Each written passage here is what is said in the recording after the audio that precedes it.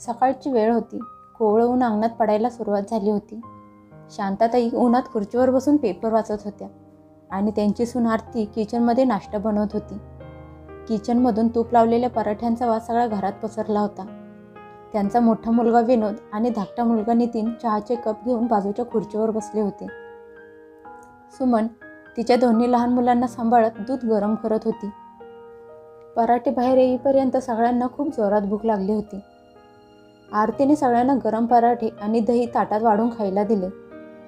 खायला देताच मुलांचे चेहरे खुलले. सासू सासऱ्यांना पण आरतीने गरम पराठे आणून खायला घातले. सगळे मजेत खात होते. पण आरती तिची प्लेट घेऊन नाश्ता करायला बसणार तेवढ्यात तव्यावर ठेवलेला शेवटचा पराठा पण संपला होता. ते बघून तिची सासू शांताताई म्हणाल्या, "सुनबाई, तुझ्यासाठी रात्रीच्या चपात्या उरल्या आहेत, त्या गरम करून खा. पराठे घरातल्या बाकीच्या सगळ्यांसाठी होते. तुझ्यासाठी रात्रीच्या शिळ्या चपात्याच ठीक आहेत. उगाच परत पीठ मळायची मेहनत कशासाठी करायची?" हे ऐकून आरती तिथेच उभी राहिली. तिच्या डोळ्यात हलकी चमक उठली. तिने बघितलं तर सगळ्यांच्या प्लेटमध्ये पराठे उरले होते. सगळ्यांची पोटं भरलेली होती. पण तिच्यासाठी मात्र रात्रीच्या उरलेल्या चपात्यांचा विचार केला गेला. ती हळू आवाजात पण स्पष्ट शब्दात म्हणाली, "आई, खायला तर सगळ्यांसाठी बरोबर असायला पाहिजे.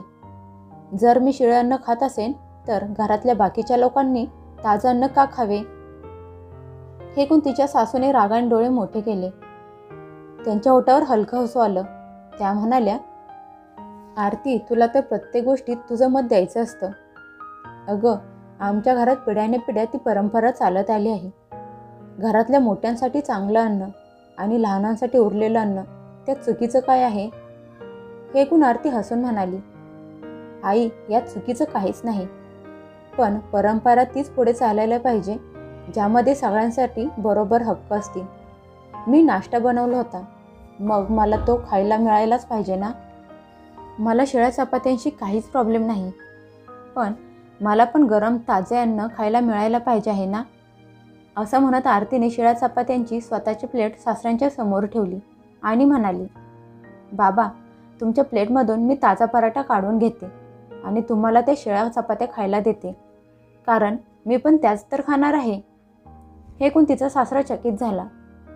त्यांनी स्वतःची प्लेट पटकन मागे ओढली आणि म्हणाले, "आरती, तू मला त्रास देऊ नकोस. मी तर तेच खाणार जे घरातले सगळे खात आहेत."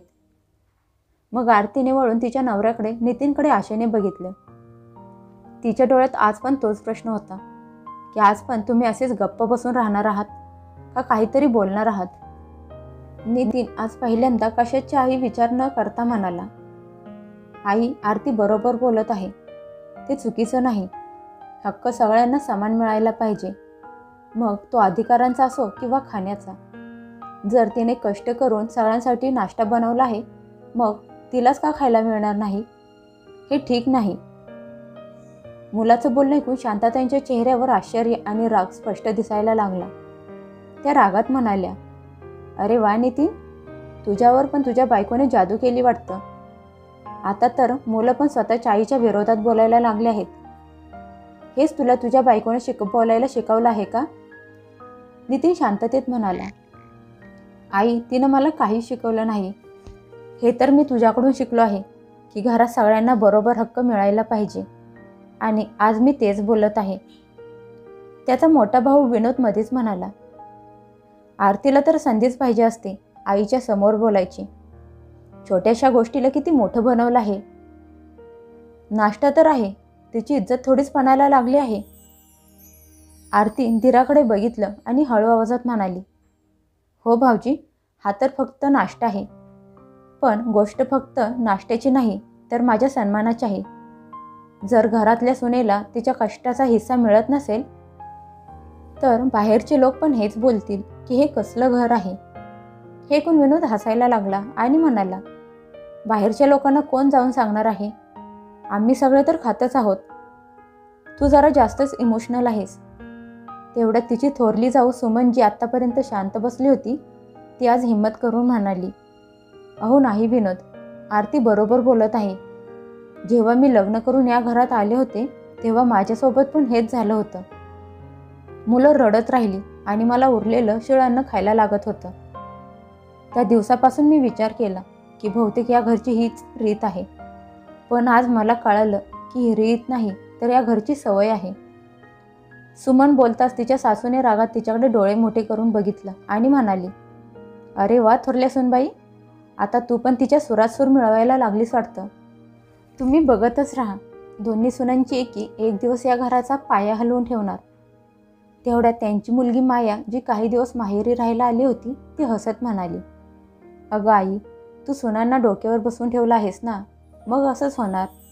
उद्या त्या माझ्यासोबत पण बरोबरी करायला मागे पुढे बघणार नाहीत. हे ऐकून आरतीने लगेच उत्तर दिलं. ती म्हणाली, मायाताई, बरोबरी का करणार नाही? सुना पण या घरच्या मुलीच आहेत. फरक फक्त एवढाच आहे की आम्ही दुसऱ्या घरातून लग्न करून या घरात आलो आहोत आणि रक्ताचं नातं तर या घराशी जोडलं गेलं आहे. माया हसत म्हणाली, अरे वा, आता लग्न करून या घरात आली आहेस आणि रक्ताच्या नात्यांच्या गोष्टी करायला लागलीस. तुला तर फक्त खायला येतं, वाद घालायला येतो, अजून काहीच नाही. हे ऐकून नितीन मोठ्या पण कठोर आवाजात म्हणाला, ताई, फालतू गोष्टी बोलू नकोस.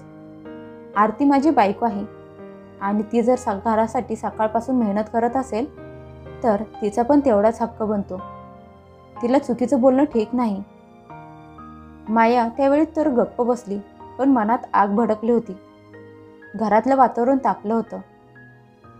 शांताताईन रागात प्लेट फेकली आणि म्हणाल्या, आज माझ्या सुनेने माझाच अपमान केला आहे. सगळ्यांच्या समोर मला चुकीचं ठरवलं आहे. हे ऐकून आरती शांततेत ठामपणे म्हणाली, नाही आई, मी तुम्हाला चुकीचं ठरवलं नाही. फक्त बरोबरला बरोबर आणि चुकीच्याला चुकीचं बोललं आहे. जर तुम्हाला असं वाटत असेल की घराच्या सुनेचा सन्मान करणं चुकीचं आहे तर मग मी शांत बसते, पण मी माझा हक्क मागायचा कधीच सोडणार नाही. हा विषय तिथेच संपला. सगळे आपापल्या कामाला निघून गेले. तिचा सासरा मनातल्या मनात विचार करत होता की आजपर्यंत मी शांताला बोलण्याची कधीच हिंमत केली नाही, पण आज नव्या आलेल्या सुनबाईने तिच्या हक्काबद्दल बोलून सगळ्यांना विचार करायला लावला आहे. बहुतेक घरात बदल घडवायची वेळ आली आहे. सुमन किचनमध्ये गेली, पण तिच्या चेहऱ्यावर आज शांती दिसत होती. विनोद रागात घरातून बाहेर निघून गेला. माया मनातल्या मनात विचार करत होती की काय करायचं. आरती किचनमध्ये खरकटी भांडी साफ करत होती, पण तिच्या चेहऱ्यावर एक वेगळीच चमक होती. जणू आज तिने पहिल्यांदा तिच्या आत्मसन्मानाची लढाई जिंकली होती. सकाळी नाश्ता झाल्यानंतर घरातले वातावरण विचित्र झालं होतं. तिची सासू नाश्ता करून बाहेर हॉलमध्ये पंख्याच्या हवेत बसली होती, तरी पण त्यांचं मन गुदमरत होतं. किचनमधलं आवरून आरती तिच्या खोलीत गेली. तिच्या मागे मागे नितीन पण खोलीत आला आणि म्हणाला, आरती, तू आईच्या समोर आज जे काही बोललीस ते करण्यासाठी खूप हिंमत असावी लागते, पण केलं ते खूप छान केलंस. आरती कपाटात कपडे ठेवत म्हणाली, जर आज मी शांत बसले असते तर हे कायमचं झालं असतं. कधी नाश्त्याला घेऊन तर कधी जेवणाला घेऊन तर कधी घरातल्या दुसऱ्या गोष्टींसाठी. हे ऐकून नितीनने मान हलवली आणि म्हणाला, हो आरती, मला सगळं कळत आहे, पण आई यासाठी एवढ्या लवकर तयार होणार नाही. आता बघ, घरातले वातावरण 2-4 दिवस तापलेलेच राहणार आहे. आरती हसत म्हणाली, मग राहू द्या. जर नात्यातले सत्य कडू आहे तर त्याला गोड असल्याचे दाखवण्याचा काहीच फायदा नाही. हळूहळू घरात सगळ्यांना कळेल की सुना पण माणूस आहेत, फक्त काम करायची मशीन नाहीत. माया आणि विनोद शांतताईंच्या जवळ बसले होते. माया म्हणाली, बघितलं का आई, आरती दिवसेंदिवस डोक्यावर बसायला लागली आहे. आता फक्त नाश्त्याबद्दल बोलले आहे, उद्या बोलेल घरातले पैसे सगळ्यांमध्ये समान वाटून द्या.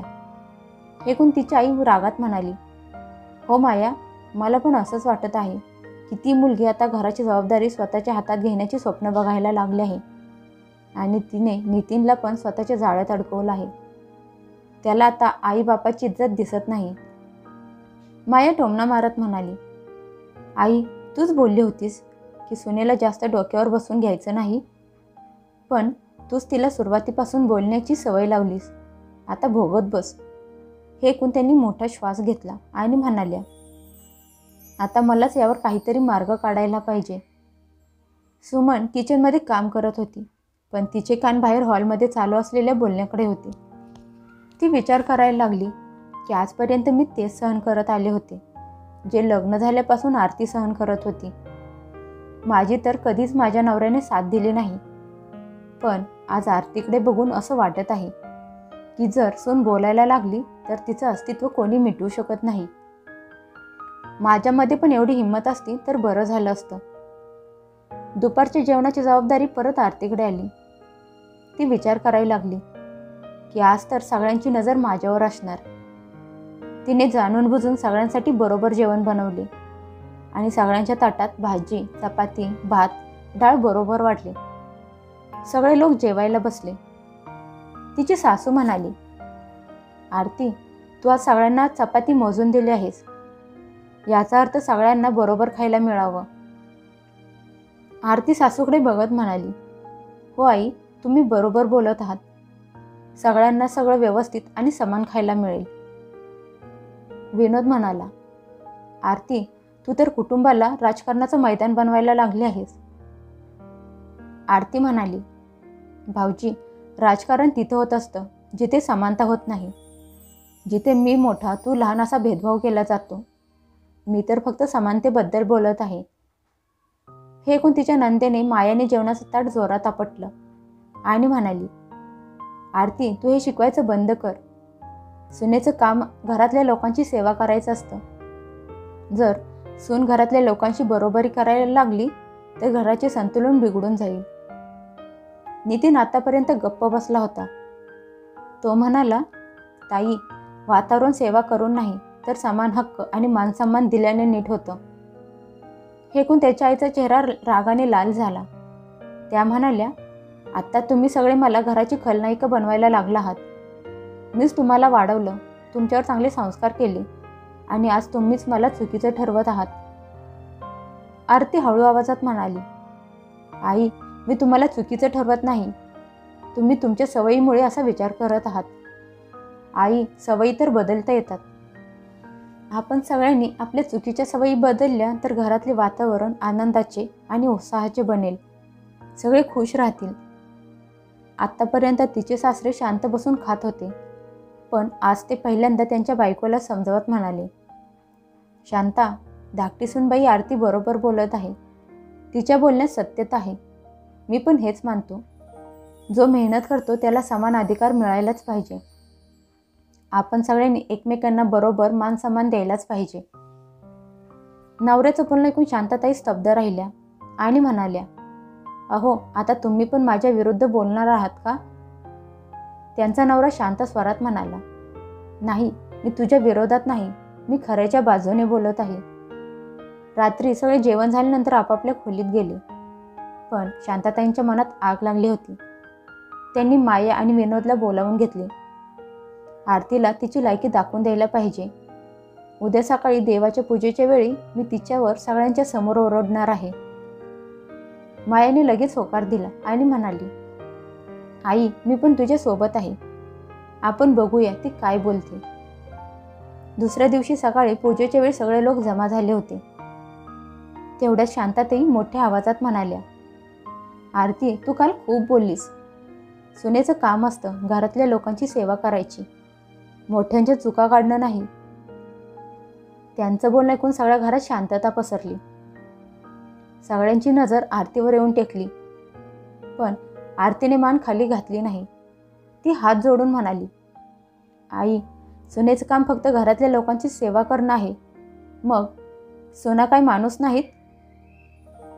त्यांना बोलण्याचा, स्वतःचा विचार करण्याचा आणि इज्जत मिळवण्याचा हक्क नसतो का? हे ऐकून तिची सासू भडकली आणि म्हणाली, आरती, तू खूप बोलायला लागली आहेस. सून असून घरातल्या लोकांची बरोबरी करणार आहेस का? हे घर आहे, कोर्ट नाही. आरती म्हणाली, मग आई, घर आणि तुरुंगात काय फरक राहिला? हे ऐकून घरातले सगळे दंग झाले. नितीन लगेच मध्ये आला आणि म्हणाला, आई, आरती बरोबर बोलत आहे. हे घर आहे, कोर्ट नाही. मी माझ्या बायकोची मान शर्मेने खाली जाऊ देणार नाही, मग काही होऊ दे. तिच्या सासऱ्यांनी पण होकार देत मान हलवली आणि म्हणाले, शांता, आता काळ बदलला आहे. मुलींवर आणि सुनांवर हुकूम गाजवण्याचा काळ आता राहिला नाही. आपल्याला पण नवीन काळासोबत बदलायला हवं. सुमन आज पहिल्यांदा हिंमत करून म्हणाली, हो आई, सुनेला पण घरात समान इज्जत मिळायलाच हवी. मी पण खूप वेळा अपमान सहन केला आहे, पण आता अजून नाही. हे ऐकून विनोद चकित झाला आणि बायकोला म्हणाला, अगं तू पण आता सगळे मिळून आईच्या विरोधात उभे राहिला आहात. सुमन ठामपणे म्हणाली, अहो तसं नाही, मी आईंच्या विरोधात नाही, मी न्यायाच्या सोबत आहे. आणि जर आई न्यायाच्या विरोधात बोलायला लागल्या तर मी पण बोलणार. आज शांताताईंना पहिल्यांदा या गोष्टीची जाणीव झाली की त्यांची घरावरची पकड आता सैल व्हायला लागली आहे. आता फक्त आरतीच नाही तर घरातला एक एक करून सगळे सदस्य आरतीच्या बाजूने उभे राहायला लागले आहेत. त्या रागात म्हणाल्या, ठीक आहे, जर तुमच्या सगळ्यांची हीच इच्छा असेल तर करा सगळं तुमच्या मनाप्रमाणे. मी पण बघते की कधीपर्यंत हे चालू राहतं. घराचा पाया कमजोर होईल ना तेव्हा समजेल. पण बोलत असतानाच पहिल्यांदा त्यांना मनातून भीती वाटायला लागली होती. आरती शांत स्वरात म्हणाली, आई, घराचा पाया समान हक्क मिळाल्याने हलला जात नाही. घराचा पाया तेव्हा हलतो जेव्हा एकाला वर ठेवून दुसऱ्याला खाली दाबले जाते. मला कुणाला खाली दाबायचं नाही. मला घरातल्या सगळ्यांना समान हक्क द्यायचा आहे. दुसऱ्या दिवसाची सकाळ नवीन आशा घेऊन आली होती, पण घरात अजून पण कालच्या भांडणाची जाणीव होत होती. आरती देवघर साफ करत होती. नितीन तिच्या जवळ आला आणि म्हणाला, आरती, मला असा भास होत आहे की आज घरात मोठं काहीतरी होणार आहे. आई काहीतरी बोलणार आहे. आरती पण हसत म्हणाली, हो नितीन, पण मी घाबरलेली नाही. आत्तापर्यंत सगळ्यांना समजलं आहे की मी या घरची एक सदस्य आहे. नितीन म्हणाला, हो तू बरोबर बोलत आहेस. आता मी कायम तुझ्यासोबत उभा असेन, मग काहीही होऊ दे. सगळे लोक देवघरात आले. शांताताई सगळ्यांकडे बघून म्हणाल्या, आज मी पण बघते सुनबाई, किती हिंमत दाखवतेस ते. आरती, तू काल जे बोललीस ते परत बोलून दाखव. आरती न घाबरता म्हणाली, आई, मी तेच बोलणार जे काल बोलले होते. घरात सगळ्यांना समान अधिकार मिळायलाच हवा आणि हेच माझ्यासाठी खूप महत्त्वाचं आहे. तिची सासू तिरकी नजर करून तिच्याकडे बघून म्हणाली, आरती, तू खूप बोलायला लागली आहेस. मी तुला धडा शिकवणार. तेवढ्यात नितीन पुढे आला आणि म्हणाला, आई, तू काहीही बोलायला लागली आहेस. आजपासून हे घर आदेशाने नाही तर समजदारपणाने चालणार आहे. आरती माझी बायको आहे. तिला वाईट दाखवायचं बंद कर. तिचे सासरे सगळ्यांकडे बघत म्हणाले, आज मला पण काहीतरी बोलायचं आहे. अरे, समाजात आपली पण काहीतरी इज्जत आहे. ती फक्त हुकमाने बनत नाही तर प्रेमाने बनते. जो कुटुंबाला समान हक्क आणि प्रेम देईल तेच कुटुंब कायम सुखात, समाधानात, आनंदात राहील. सुमन पण हिंमत करून म्हणाली, हो बाबा, मला तुमचं बोलणं योग्य वाटतं. घरच्या सुनांचा सन्मान करणं घरातल्या लोकांचं कर्तव्य आहे. आरती बरोबर बोलत आहे. माया, जी भांडणात मध्येच तोंड खुपसत होती, ती आता शांत बसली होती. शांताताई पण शांत बसल्या. शांताताईंचा नवरा म्हणाला, शांता, समजून घे. सुनबाईने आज हे दाखवून दिलं की घरात बरोबरी आणि सन्मान घरातला सगळ्यात मोठा नियम आहे. शांताताईंनी मोठा श्वास घेतला आणि हळू आवाजात म्हणाले, बहुतेक तुम्ही बरोबर बोलत आहात. मी माझ्या अहंकारात विचार केला की हुकूम चालवल्याने घर व्यवस्थित चालतं. पण आता मला असं वाटत आहे की आज आलेल्या माझ्या नव्या सुनेकडून, आरतीकडून मला स्वतःला शिकण्याची गरज आहे. आरती म्हणाली, आई, मी हुकमाच्या ऐवजी प्रेमाने आणि आदराने बोलत असते आणि हेच घराचा पाया मजबूत बनवत असते. मी प्रत्येक दिवस घराची इज्जत वाढवण्याचा मन लावून प्रयत्न करेन. नितीनने आरतीचा हात पकडला आणि म्हणाला, बघितले तुम्ही सगळ्यांनी, घराची ताकद कुणा एकाच्या भीतीने किंवा हुकमाने येत नाही तर घरातल्या सगळ्यांनी एकमेकांच्या केलेल्या इज्जतीने, सन्मानाने आणि समजूतदारपणाने येते आणि हेच घराला अजून मजबूत बनवते. सुमन आणि विनोद हळू आवाजात म्हणाले, आरती, तू आज हे दाखवून दिलंस की सून पण घराची ताकद असते. ननंद विचार करायला लागली की बहिणीला टोमणे देऊन काहीच मिळणार नाही. ती म्हणाली, आज मला पण असंच वाटत आहे की सुनेला कमी लेखणं चुकीचं आहे. सन्मान द्यायला शिकायला पाहिजे. हळूहळू घरातलं वातावरण बदलायला लागलं. घरातले सगळे लोक समजले की घर भीतीने किंवा आदेशाने चालत नाही, तर इज्जत आणि समजदारपणाने एकमेकांच्या सोबतीने चालतं.